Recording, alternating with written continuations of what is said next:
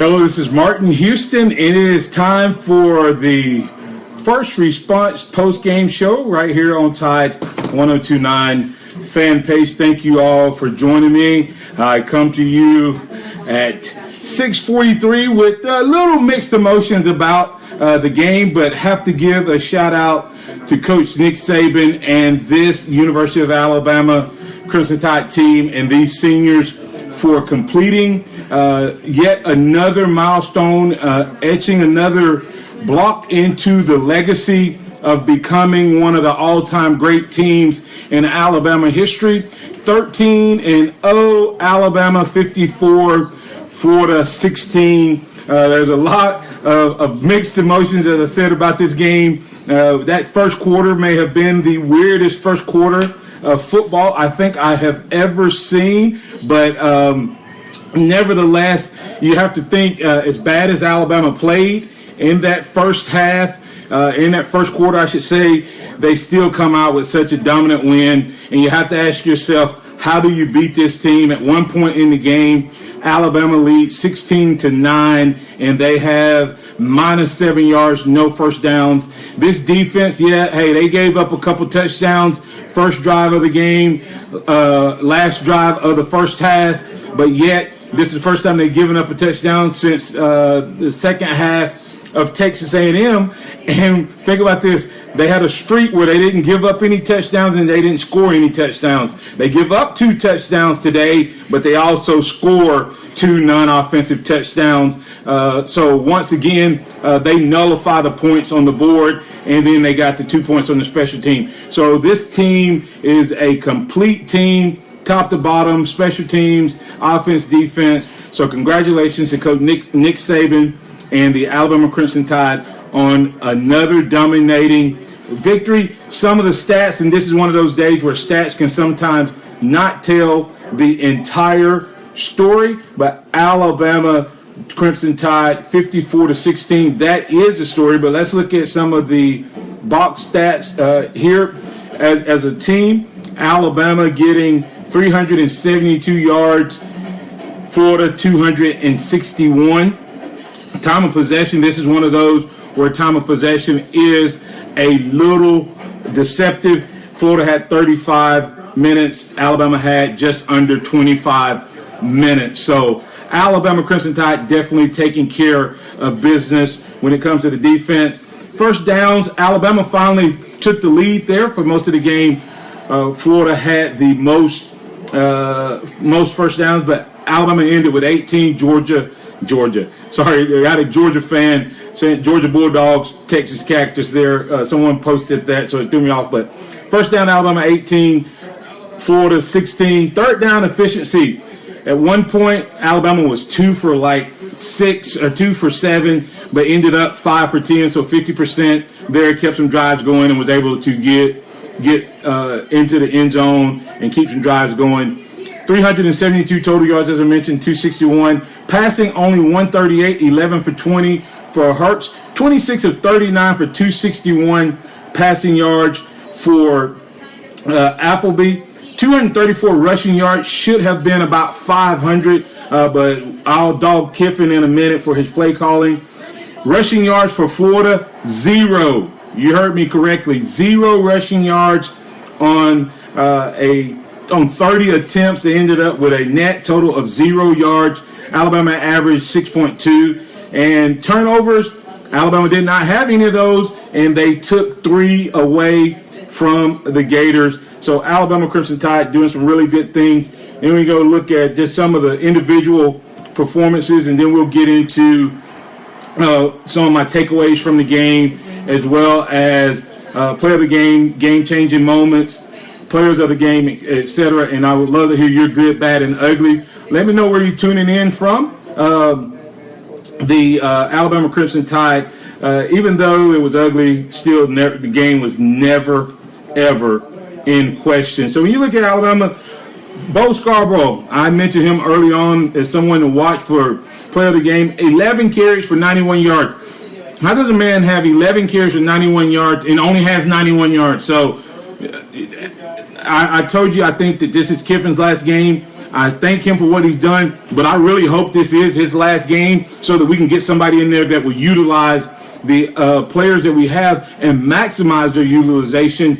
That teams are not going to let Jalen Hurts run the ball on them anymore. They're going to stop that. They're going to force us to pass. But when they do that, they're stopping the outside runs. So that means that middle's going to be weak, and we just don't take advantage of that. So it is a great opportunity for Alabama to really close this out. Damian Harris had 8 carries for 86 yards. Joshua Jacobs had 6 for 35. Our top 4 running backs, the lowest average per carry was 5.8. 5.8 by Jacobs, Harris 10.8, and Bo 8.3, and we're not running the ball. I don't have to yell at Lane Kiffin, I don't think. I may be shocked. I could be wrong. He could be coming back, but I think today was his last game. So that's some of those things. I had said the big 3 would be the players of the game, but I missed that a little bit, so now I'll get into that in just a moment. But my takeaways from the game, I had a couple takeaways from the game. Kiffin really irks me, so I can say that without any hesitation. He really irks me with his play calling. Even though he's been good to Alabama, he's been good for Alabama, and he's done an absolutely awesome job.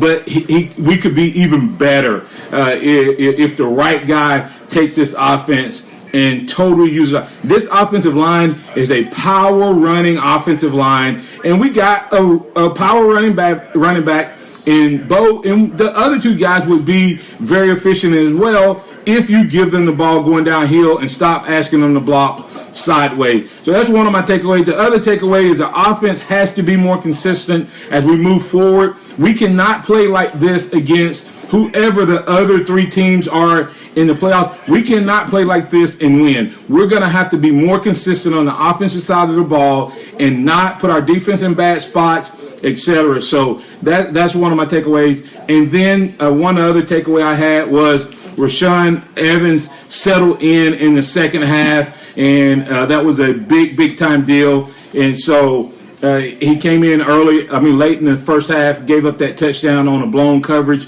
but he settled in after that, and he was able to help this team take care of business and keep Florida out of the end zone in the second half. One other takeaway and a major concern is what happened to Deion Hamilton. It looked really bad. It looked like ligament damage. And then we'll see, praying that young man is okay, but I don't know. And like I said, I believe, in my opinion, that tonight we watched Lane Kiffin call his last game. And people are saying, where is he going to go? And I see that John Horton Jr. said he's going to LSU and Barnett in 2 years. I think he's going to try for the Houston job. But if that doesn't come up, I know for a fact that, not for a fact, I've heard through pretty reliable sources and relationships that he definitely will take the job at LSU if a head coaching job doesn't come up. Now, will he take it, this week, or will he coach us? I don't think he'll be a part of the staff moving forward because I think he becomes a distraction. And as Josh Kemp says here, I think we'll be in better hands offensively with Sarkisian, who he and Lane grew up together kind of in that terms of that coaching, have worked together on previous staffs. He worked for Lane. So I'm not worried about the offense. Hey, we may have a bumper bruise there, but I think with the 3+ week layoff, offensively, we will be okay. Now, in terms of the play of the game, I have a couple different things. There's a game-changing moment. I believe the game-changing moment was not Rashaan Evans, but Deion Hamilton's interception. I think that kind of flipped the script once again, got Alabama back into a momentum type of situation. So that's the game-changing moment. But the play of the game, I think, was the Minka Fitzpatrick interception. And I told you in the pregame show that I felt like we would harass the quarterback. He'd try to hurry up and get rid of it, and he would throw an interception to Minka. And Minka has great ball skills and was able to get that in the end zone. So, play of the game, Minka Fitzpatrick, game-changing moment, interception by Sean Dion Hamilton. As far as the players of the game, I did not give a special teams player of the game to start things off, but I want to give Trayvon Diggs a shout-out. He seems to be settling in to that position and doing a really, really good job. This was by far his best game in terms of punt return. His punt return yards, Trayvon Diggs had 3 returns today for 90 yards with a long of 47. So give him a shout out there. Also, I forgot to mention one of the other takeaways is need to pray also that Adam Griffith, that shoulder does not cause him problems, because it seemed like it was in his head. So I'm sorry I started laughing because I saw William Ingram say, who cares where he goes as long as he goes. I don't want us as Alabama fans to jump on the let's trash Lane Kiffin bandwagon, because he has been good for Alabama. He has been good for this program. He's done some really good things. However, I think that it's time. Not all good things have to come to the end, but I believe this good thing is coming to an end. Once again, getting back to the players of the game, Trayvon Diggs, special teams, offensive side of the ball. I mentioned the Bo Scarborough would be one of those candidates that to look for. I said it would be the big 3, talking about Ridley, Stewart, and OJ. All 3 of those guys made big plays, but they were not the players of the game. I don't think they were consistent enough. I think had we used Bo in this game, he could have gotten 175, 200 plus yards had we used him the way it was set up to, but we didn't. But I still give Bo Scarborough the player of the game from the offensive side.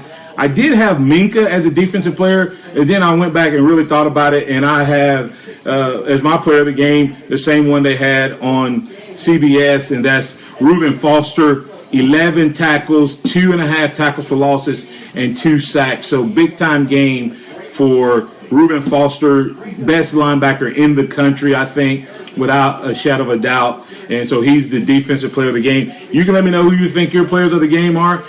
Before we get into the good, bad, and ugly, take a second and read some of the comments. John Horton Jr., I've never seen our D cover up on wide receivers like linebackers, but they did it all night. Scary, but was that just for Florida? I think that when you talk about, I think what you're asking is, it seemed like they created some mismatches, which put our linebackers or our safeties on slot receivers or their main receivers, and I think that was part of McElwain knowing our defenses, and he created some things. And that's one of the bads that come out of this game, is the fact that there's now things on film that showed us looking a little confused with the movement, and so that part would be one of the things you could put in the bad category. But I think that was, John, to answer your question, I think that was because McElwain schemed it in such a way with the movement. If you go back and look at this game or think back on this game, numerous times they would line up in one formation shift, and they were doing that to get the matchups that they wanted. And he did a good job of that, did a great job of play calling from an offensive standpoint. And as bad as this looked offensively, that just lets you know that that we are spoiled. I told my family, I said, we're really spoiled as Alabama fans, because you felt like this was a really bad game. But the reality of it is, this team ended up with a total of like 261 yards, and all of those were passing yards, 0 net yards on the ground. So it really was not as bad as it felt at times. And, of course, 54-16 seems to indicate that. But as we were going through that journey, it did seem kind of crazy. A couple more comments. Faye Terry Hurst saying proud of the Tide players. Getting a couple roll ties from Charles Terry and others.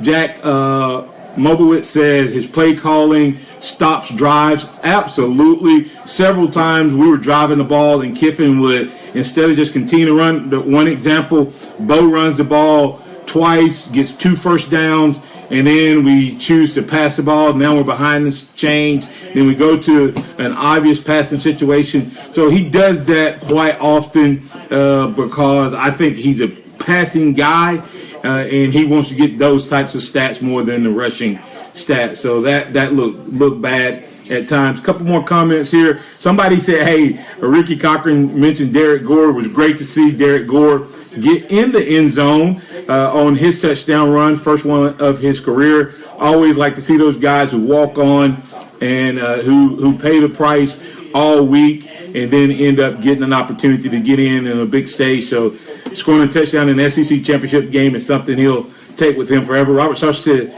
can't hear you, but there are some happy people here in the dome. That's Robert Saucier. He's tuned in over in the dome at the Georgia Dome himself, and I'm sure it is a crazy, crazy scene over there. Ricky Cochran, one of the plays I didn't mention, that would definitely be up there as a consideration for play of the game or a game-changing moment, and that was the block punt by Gore. I guess that's one reason to put Gore in there, is he had a block punt and a touchdown in the same game, and then of course Joshua Jacobs getting a touchdown on that. That was a big play in the game as well. Terry Martin had a question. Has Lane Kiffin ever heard of the saying, run the same play until they stop it? It seems like we were running the ball. Let's see. Seems like we were running the ball well, and he would abandon it and go. You got more up here than I can see. Just a second. More than he's running the ball more than he would stop running the ball, stop calling the pass plays. Start calling pass plays, and it just would mess up the flow of the offense. And that's something that Lane has done, since he's been here, and we've just kind of gotten used to it. I'm still going to get the good, bad, and ugly. I want you to let me know what's your good, bad, and ugly. What's your plays of the game? What's your game-changing moments? You can let me know all of those things as I wait for those thoughts and comments to come in. I want to remind you that, hey, I'm Martin Houston. This is the First Response post-game show on Tide 1029 fan page. That is where you can hear this. But during the week, you can tune in to Tide 1029 on the radio dial, 100.9 on the radio dial, online at tide1029.com. And then you can actually go to my Facebook page, just my personal Facebook page, and follow. You can't send me a friend request, but you can follow. Friend request is completely full, but you can follow there, and you can see I actually do the morning blitz from 6 to 7 each and every day, and that is also done on Facebook Live. So go out and check that out. George Barajas, I think is how you say that. Jalen did okay, but he's a freshman, so he's only getting started. Florida is probably sad. Yeah, when you look at that, my teenage son got on to me, said I'm being too hard on him because he's a freshman.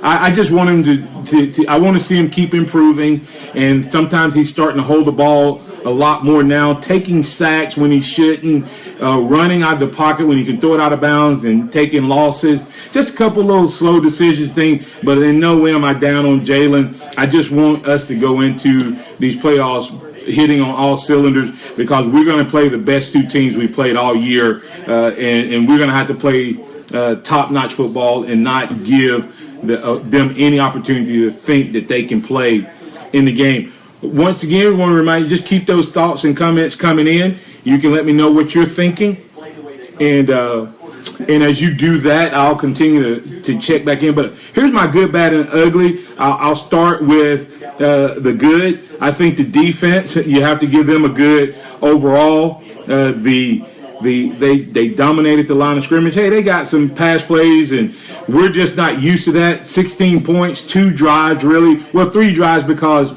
we did have to make a goal line stand. So that was both good and bad. The bad was how they drove the ball a couple times. The 98-yard drive before the half, the opening drive, and then that drive. We looked kind of out of sorts a couple different times. But a good was the defense. Boat is back and got the actual goal line stand. good was Minka's play. Once again, he just continues to get better and better at safety. So when you look at that, he just, like I said, he just continues to get better.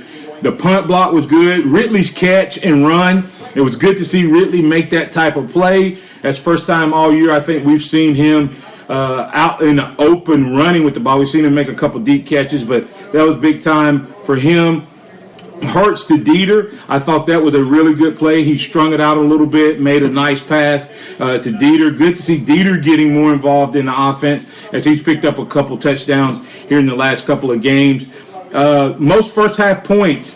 Think about how bad we played, and we still ended up scoring the most first half points ever. And at halftime, I was looking on Twitter and on Facebook, and I saw people saying, well, if it wasn't for the two turnovers, non-offensive touchdown, it'd be 19-16. Well, if it wasn't for those, we would have had the ball. I mean, we don't know if the offense would have scored or not. So that's always bothered me when they say, if we didn't do those. Well, if we didn't do those, that means we would have had the ball and we would have had more offensive stats, and maybe we wouldn't have had such a bad taste after the first quarter of how the offense played. But because of that, we still ended up playing well in the second quarter and having the most points. Tony Brown, good to see him making the interception. That was a big-time interception. He got his head around, stuck his hand out, located the ball, and was able to bring it in and secure it. 3 touchdowns in the first half, big time there. And I already mentioned the good was the goal line stand.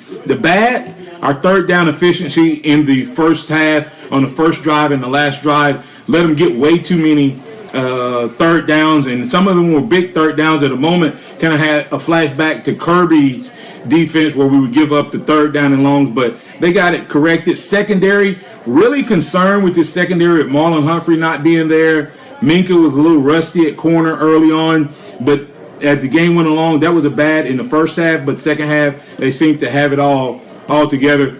The play calling after we blocked the punt was really bad. Before I get into the next thing, John Horton says, agree with all your players of the game and that we're spoiled. Yes, don't bash Kiffin. Let's show the next coordinator love, and let's let Saban pick him. Well, John, like I said, I don't want to bash Kiffin because I appreciate everything he's done, but his play calling today at moments was really bad. Once again, and especially after the punt, we could have lined up and ran the ball and got those points. And we're going to need to get 7s, not 3s. Then we end up missing. The bad was after that, we didn't run it in. Then we end up missing the kick on top of that. So, Richard Allen, what team do I think Alabama can compete with? That can compete with Alabama? I'm going to address that before we go off air. So just hold that thought. A couple other quick things on the bad. Hamilton's injury is one of those things that I'm concerned about because it looked really, really bad. Looked like he may have torn something there. Don't know if he did or not, but we have not heard anything. And as soon as we hear, just follow Twitter and we'll be able to get that out there to you. Defense in the first half and the first and last drive of the first half was bad. Kiffin red zone play calling as a whole. And then what happened at the end of the game, and this is actually, I'm going to take up for the kid from Florida.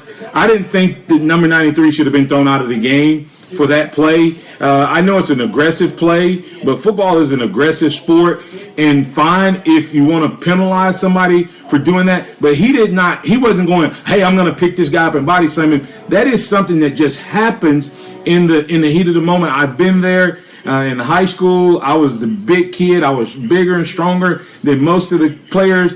And I did that numerous times. And, of course, I didn't think, hey, I'm going to slam this guy. It just, I picked him up. I went to slam him. He wasn't as heavy or whatever. And the next thing you knew, I was slamming him down. He should have gotten the penalty, should not have been ejected out of the game. I think this targeting rule needs to be there. But look at the face mask. That was one of my uglies. The face mask on Damian Harris is far more dangerous than these targeting plays that players are getting thrown out on. Of course, people say, well, that's not in the long run. Well, if you get paralyzed because some guy reaches up and grabs your face mask, that's pretty life-changing and a definite thing. We don't know for sure exactly what it takes for these concussions and things to cause CTE and all of that. We don't know all of that, but we know for a fact if someone breaks their neck, most likely they're going to be paralyzed from the waist down. That was one of the ugliest plays, much worse than the slam was on Jacobs,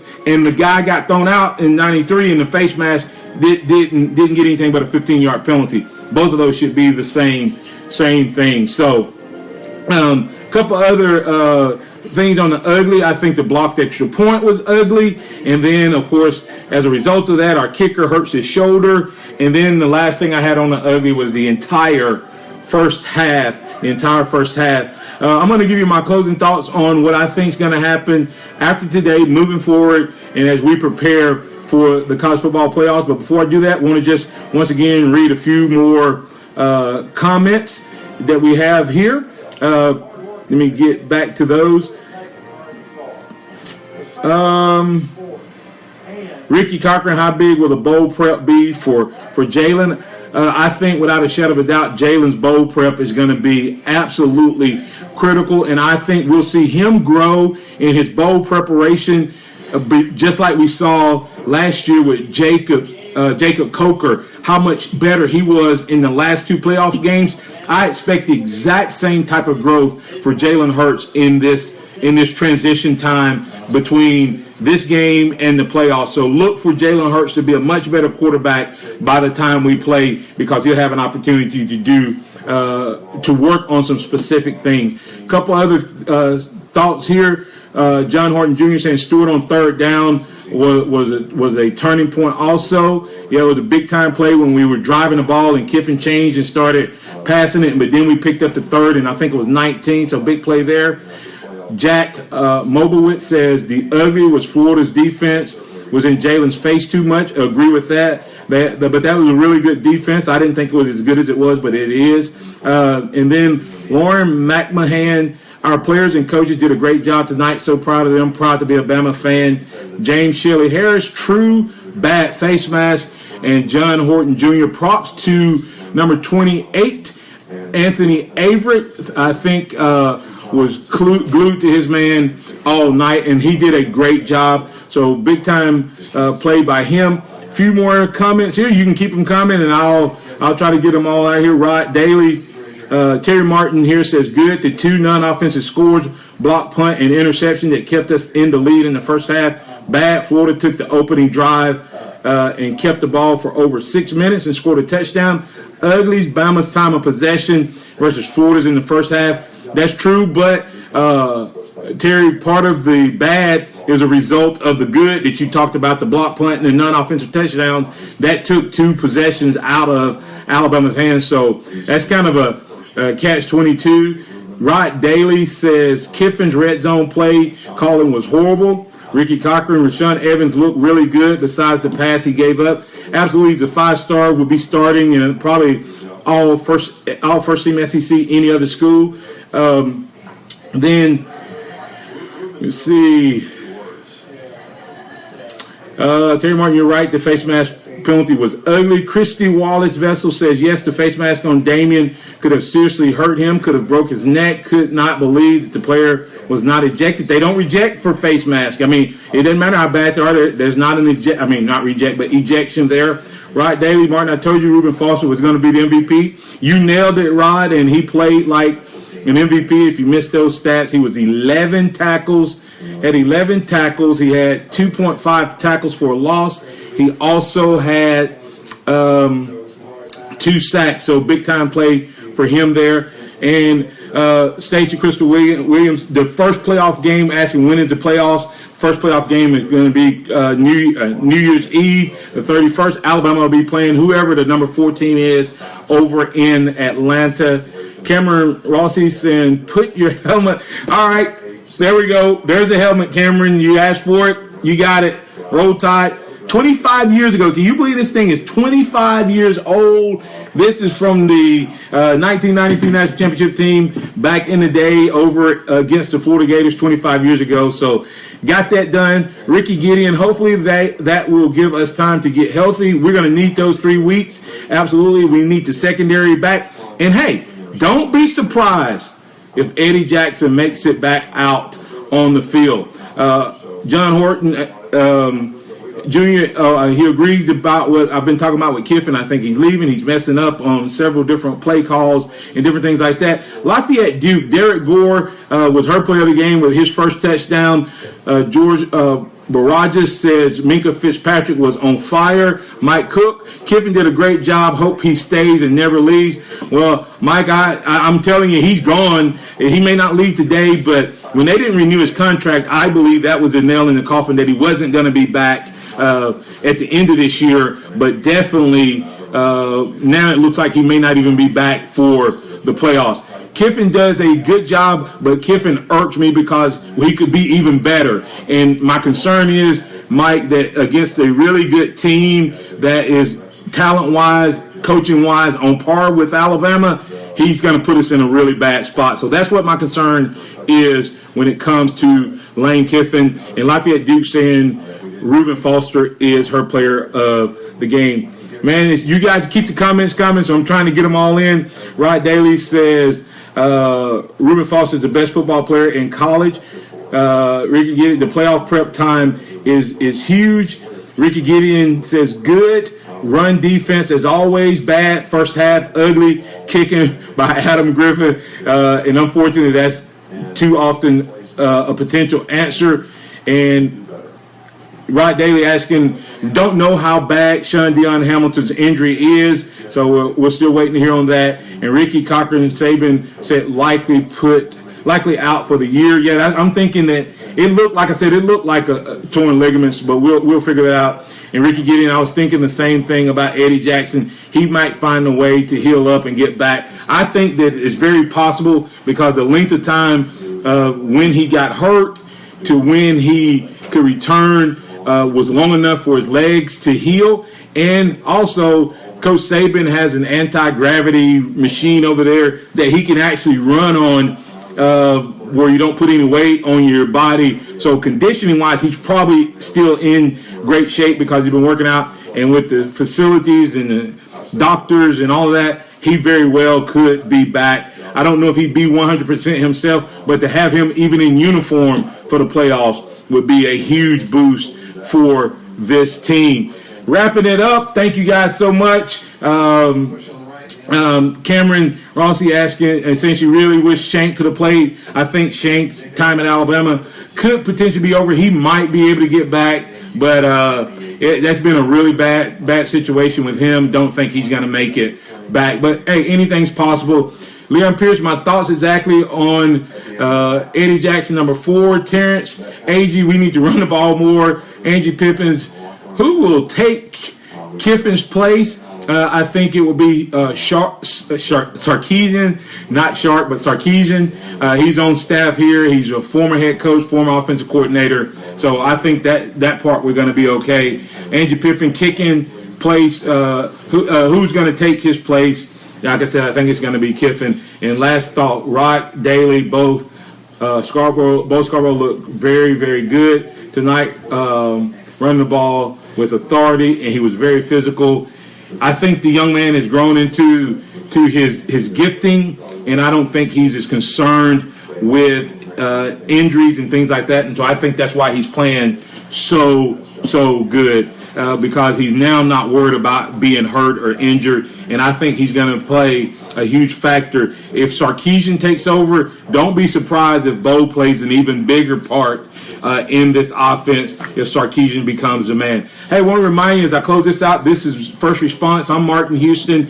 We'll do this. We'll do pre-games before the semifinals and the championship game. We'll also do the post-game show. But between now and then, make sure you tune in to your home for Alabama Sports, Top 102.9, 100.9 on your radio dial, 1029, Top1029.com on the internet. And as always, you can always tune in on my Facebook page. Your University of Alabama Crimson Tide, number 26 SEC championship, number 25 win in a row, number 18 in a row over the East opponent. This team is well on their way to becoming the first 15-0 national champion ever. I think they can do it. Hey, let's pray that all of these young men that got hurt, that were injured, that they get well and get back at it. Thank you for being a part of First Response. I'm Martin Houston, signing off and saying, hey, if I don't catch up with you guys before the Christmas holidays, Merry Christmas and Happy New Year. I will be doing some things on Facebook Live, so make sure you go and follow me on my Facebook page. And you can't friend me because I'm at my limit, but you can follow. And you can also follow at the Blitz 1029, at the Blitz 1029, and then my personal Twitter account at Martin Houston 35, at Martin Houston 35. For the University of Alabama, your champions once again, number 26, 3 in a row. I'm Martin Houston saying so long, and catch up with you on the next time right here on Tide 1029 fan page and right here on your home for Alabama Sports Tide 1029 and 100.9.